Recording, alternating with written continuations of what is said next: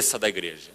Se extrapolarmos para a analogia de Efésios 5, está aí muito claro, Efésios 5, 23, assim como Cristo é cabeça da igreja, o marido é cabeça da mulher. Então nós temos toda a autoridade do Espírito Santo para extrapolar essa analogia, porque Ele a fez, o Espírito Santo. Cristo, cabeça da igreja, o marido, cabeça da mulher. Então, em que sentidos Cristo é o cabeça da igreja? Isso vai tocar diretamente a nós, maridos, na nossa relação conjugal. Em primeiro lugar, já vimos governo, não é? Nós temos uma responsabilidade imensa, pesada, diante do Senhor, que só pode ser exercida através dele mesmo, pelo Espírito, de sermos representantes do único que é autoridade nesse universo. Romanos capítulo 13 deixa muito claro que não há autoridade que não proceda de Deus. Porque o ensino da palavra de Deus é que Deus é a única fonte de autoridade. Onde Deus está, há autoridade. Onde Deus não está, não há autoridade. Autoridade não é voz grossa, autoridade não é se posicionar assim ou assim, autoridade não é bom senso. Autoridade é a mente de Deus, é a presença de Deus, é o que Deus é o que Cristo é o governo de Cristo, a vontade de Cristo. Isso representa a autoridade. Onde está a autoridade de Deus? É onde a vontade de Deus é feita. Onde está o reino de Deus? Mateus capítulo 6. Venha o teu reino, seja feita a tua vontade, assim na terra como nos céus. Então, irmãos, quanto tremor e temor deveria gerar em nós, maridos, esse primeiro grande assunto. Cristo encabeça a igreja. E Ele nos fez para sermos, naquela esfera que Ele nos confiou, a nossa família, uma expressão daquilo que Ele é, no sentido de governo para a sua igreja. Nós somos responsáveis de refletir isso. Se nós nos omitirmos, o lugar fica vazio.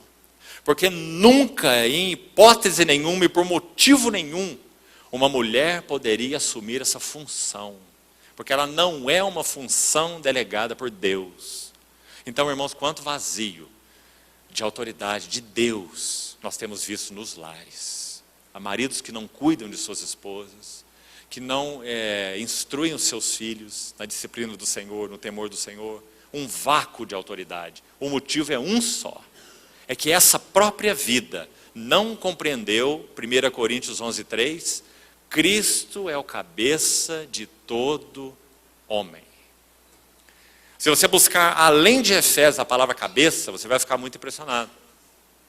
É dito que Cristo é o cabeça de todo principado, é dito que Cristo é o cabeça de todo varão, já citamos Coríntios 11.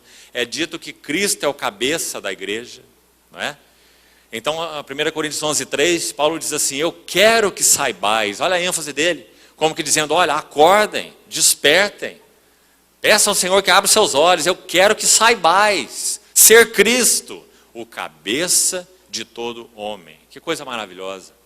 Ele não está falando aqui de principado e potestade, nem da igreja, agora ele particularizou, porque esse é o assunto de Coríntios 11, por isso menciona ali a questão do uso do véu, como sinal de autoridade. Um sinal interessante, maravilhoso, importante, que é testemunho de coisas celestiais. Não é questão de um pano sobre a cabeça. Ele tem uma realidade espiritual e celestial. Não é?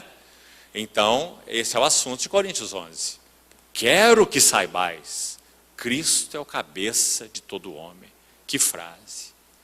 Então é aí que Efésios começa. Cristo foi dado como cabeça da igreja. Poder. Agora, por favor, irmãos, me acompanhe aqui, vamos abrir um parênteses interessante, para meditarmos juntos.